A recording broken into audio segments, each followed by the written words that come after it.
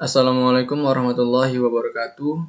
Selamat datang di channel saya. Di sini saya akan menjelaskan tentang revolusi industri 4.0. Apa saja sih revolusi industri 4.0 itu? Baiklah, di antaranya ada Internet of Things, Artificial Intelligence, Big Data, dan juga Machine Learning. Baiklah, saya akan menjelaskan satu persatu. Yang pertama, Internet of Things. Apa sih Internet of Things itu? Internet of Things, atau biasa kita kenal dengan nama IoT, adalah sebuah konsep di mana suatu objek memiliki kemampuan untuk mentransfer data melalui jaringan. Jadi kita tidak perlu lagi mentransfer data dari manusia ke manusia atau manusia ke komputer. Selanjutnya cara kerja IoT. Pertama-tama, sensor akan mendeteksi dan mengumpulkan data. Misalnya, sensor yang mendeteksi QR kode yang menunjukkan data pembayaran dari rekening pelanggan. Lalu sensor akan mengirimkan data pembayaran ke cloud atau server. Kemudian cloud akan menyimpan dan memproses data. Hasil pengolahan data akan membuat keputusan secara otomatis melalui sambungan internet. Contohnya, menampilkan data histori dan lain-lain. Berikut contoh-contoh penerapan IoT di berbagai sektor. Yang pertama, sektor pertanian.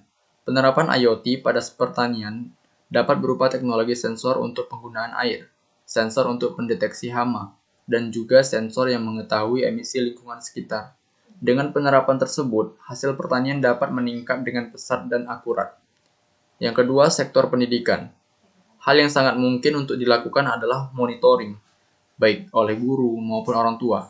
Dengan memanfaatkan IoT, guru ataupun orang tua dapat memonitoring bagaimana siswa atau anaknya saat berada di sekolah.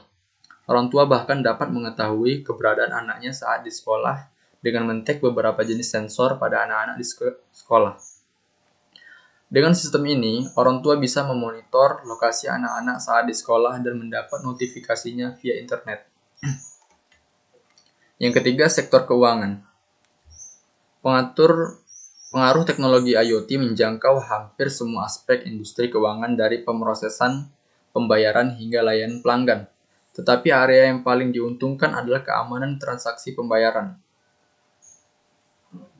Inovasi dalam transaksi pembayaran yang aman telah menghasilkan opsi pembayaran IoT baru seperti Apple Pay, Google Pay, dan berbagai sistem pembayaran lain yang dapat dikenakan dan berbasis ponsel cerdas.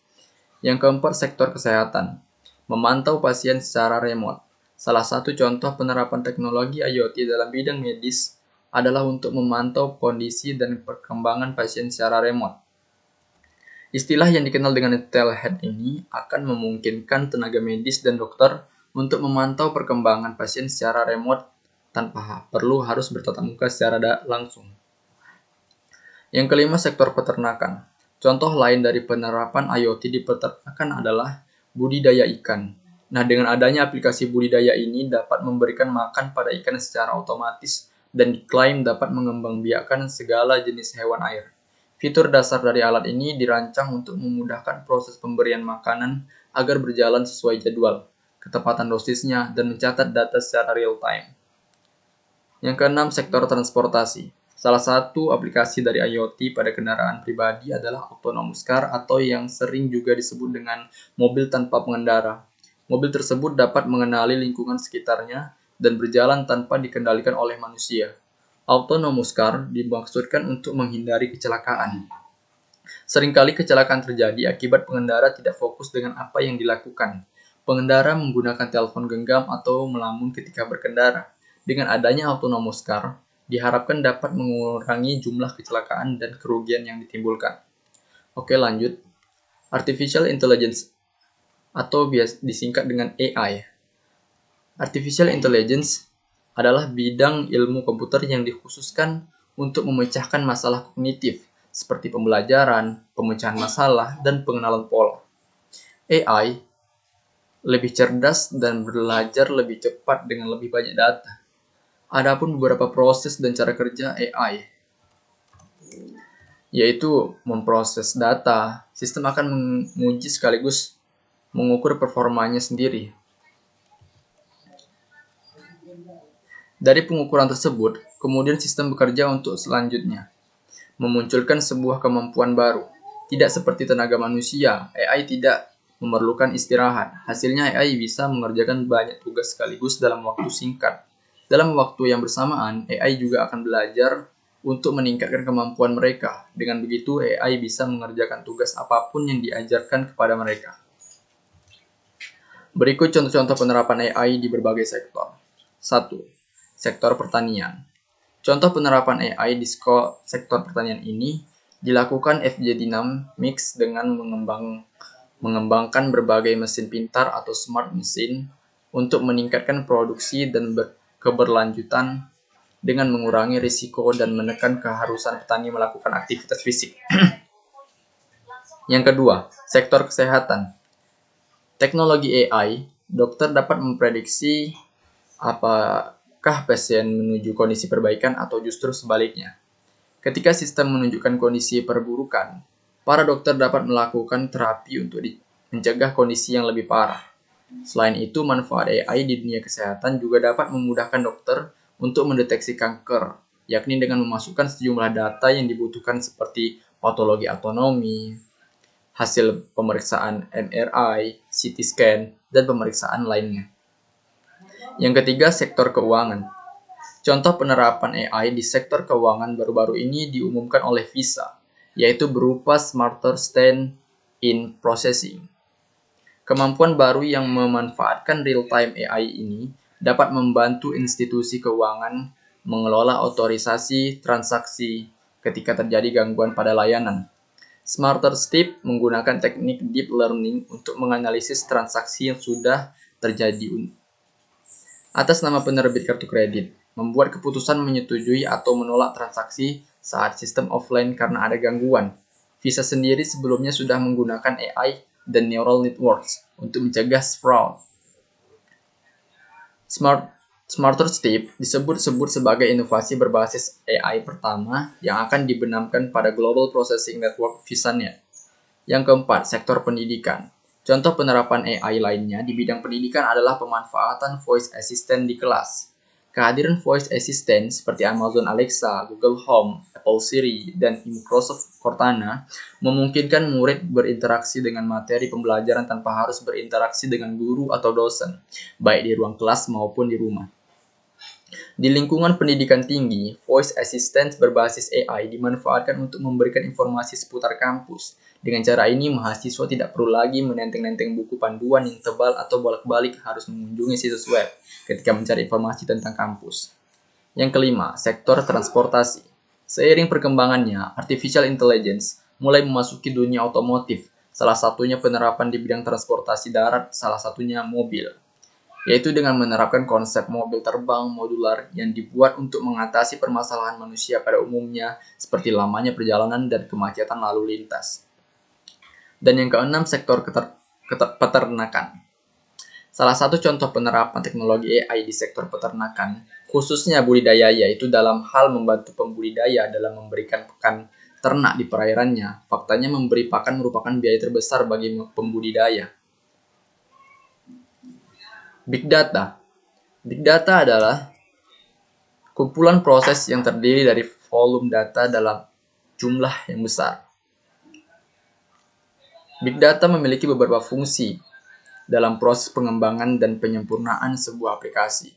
Di antaranya adalah yang pertama, dapat menentukan penyebab suatu masalah, pengambilan sebuah keputusan cerdas dan tepat, mendeteksi sebuah anomali, dan juga mengurangi biaya dan waktu.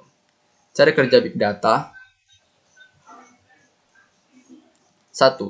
Tetapkan strategi yang digunakan untuk Big Data. Yang kedua, identifikasi dari mana sumber Big Data berasal.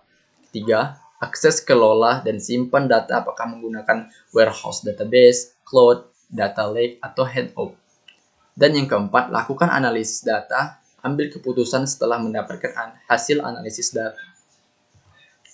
Berikut adalah contoh-contoh penerapan Big Data di berbagai sektor. Yang pertama, sektor kesehatan. Penerapan Big Data untuk Electronic Health Record atau disingkat EHR merupakan bentuk Big Data yang paling umum digunakan dalam kedokteran. Setiap pasien memiliki catatan digital mereka sendiri yang mencakup informasi seperti demografi, riwayat kesehatan, alergi, dan hasil tes laboratorium.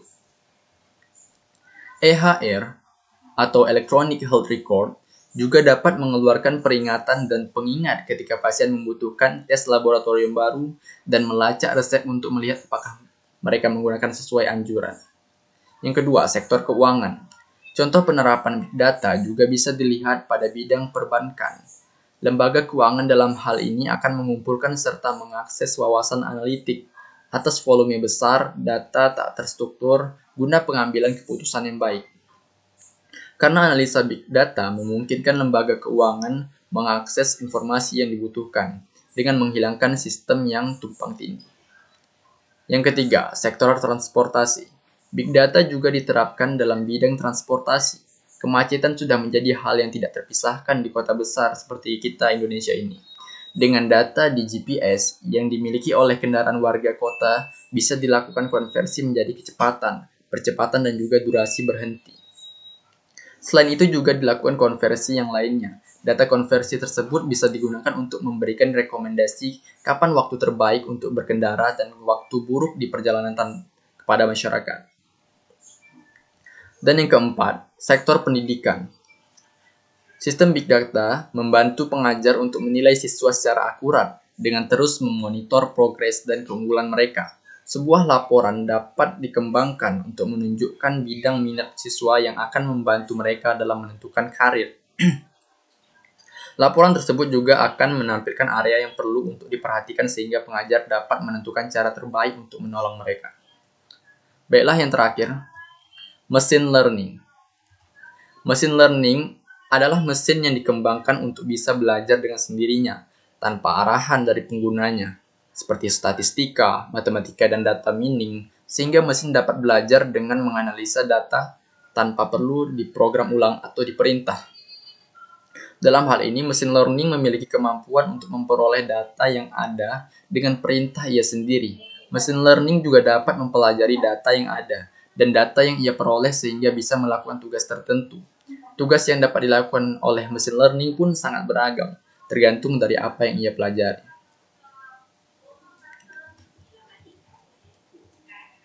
Berikut beberapa cara kerja mesin learning. Pengumpulan data, eksplorasi data, pemilihan model atau teknik, memberikan pelatihan terhadap model yang dipilih, dan mengevaluasi hasil dari mesin learning. Baiklah, lanjut ke contoh penerapan mesin learning di berbagai sektor, diantaranya yang pertama, sektor pertanian. Melalui aplikasi di ponsel, para petugas lapangan HARA mengumpulkan beberapa jenis data yang terkait dengan petani, seperti penanaman dan panen. Para petani yang menyediakan data di HARA akan diberikan poin loyalitas sebagai bentuk insentif dari HARA. Yang kedua, sektor kesehatan. Di sektor layanan kesehatan, diagnosis terhadap pasien dilakukan berdasarkan gejala, dan gejala diperoleh melalui tes, data historis pasien, dan faktor-faktor lain. Ada situasi di mana diagnosis bergantung pada sejumlah besar data yang berbeda. Di sini, AI bisa berperan. Yang ketiga, sektor keuangan. Perusahaan finansial seperti bank menggunakan machine learning untuk beberapa fungsi, seperti pencegahan penipuan, kredit, dan m-banking. Biasanya volume transaksi harian sangat tinggi dan sulit bagi manusia untuk meninjaunya secara manual tiap transaksinya. Sistem berbasis machine learning menciptakan neural network untuk menentukan apakah transaksi tersebut merupakan penipuan atau tidak, dengan menerapkan faktor-faktor seperti frekuensi transaksi terbaru, ukuran transaksi, dan jenis retailer yang disertakan. Dan yang keempat, sektor transportasi. Contoh machine learning dalam transportasi adalah untuk menyederhanakan waktu perjalanan menjadi lebih singkat. Misalnya pada Google Maps yang menggunakan data lokasi dari smartphone, ia dapat memeriksa pergeseran arus lalu lintas kapan saja secara real time. Apalagi ia juga dapat mendeteksi laporan lalu lintas seperti kemacetan dan kecelakaan. Dengan mengakses data yang relevan, Google Maps dapat mengurangi waktu perjalanan dengan menunjukkan rute tercepat. Dan yang kelima, sektor pendidikan. Machine learning juga dapat menciptakan RoboReader, yaitu sistem penilaian esai secara otomatis. Esai adalah tulisan yang sangat kompleks, namun berkat bantuan AI, menilai tugas esai yang menjadi jauh lebih mudah. Ada ujian GRE yang menggunakan seorang penilai manusia dan satu robo-reader yang dikenal sebagai e-reader untuk menilai esai. Bahkan di sektor pendidikan ini, machine learning membantu dalam pembelajaran yang dipersonalisasi, voice assistant, memudahkan administrasi, dan menganalisis tingkat putus sekolah seorang siswa. Oke, saya akan menciptakan sebuah sistem berbasis IoT atau Internet of Things, yaitu seperti namanya dompet pintar. Dompet pintar ini akan membantu Anda mengatur keuangan. Proyek IoT ini sangat berguna untuk saya yang seringkali lalai dalam meletakkan dompet. Ada alat yang terpasang di dalam dompet yang bisa menghubungkan Anda melalui internet ke smartphone. Nantinya si pemilik dompet bisa tahu jika ia lupa dalam meletakkan dompetnya. Dompet pintar ini juga membantu dalam mengamankan dompet. Sekian dari saya, terima kasih. Assalamualaikum warahmatullahi wabarakatuh.